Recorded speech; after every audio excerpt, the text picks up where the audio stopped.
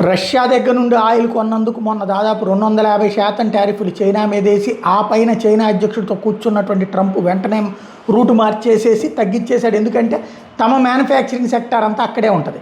China కనుక దానికి అడ్డు పెట్టిందంటే, దాని మీద ఆంక్షలు పెట్టిందంటే బ్యాండ్ ప్లస్ చైనా నుండి అమెరికా వస్తువులే అమెరికాకి పోతాయి. అమెరికా వాళ్ళ పెట్టుబడులతో తయారు చేసినవి. అక్కడ ట్యాక్స్లు వేస్తే కనుక అమెరికన్ కంపెనీలే మునిగిపోతాయి. డబ్బులు కట్టాల్సింది అమెరికన్ కంపెనీలే, నష్టపోయేది అమెరికన్ ప్రజలే. కాబట్టి అది తగ్గించేశాడు. మన మీదన కొనసాగిస్తున్నాడు 50% టారిఫ్.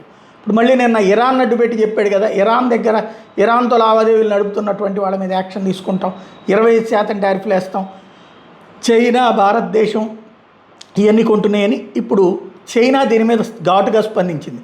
అమెరికా మా మీద కనుక 25% టారిఫ్లు వేస్తే అమెరికా మీద మేము 50% టారిఫ్లు వేస్తాం, మొహమాటం ఏం లేదని చెప్తుంది. అమెరికా ఒత్తిళ్ళకి తల ఒగ్గేది లేదు, మా విదేశాంగ విధానం, మా ఆర్థిక విధానం మా ఇష్టం అని చెప్పి తేల్చి చెప్తున్నటువంటి పరిస్థితి.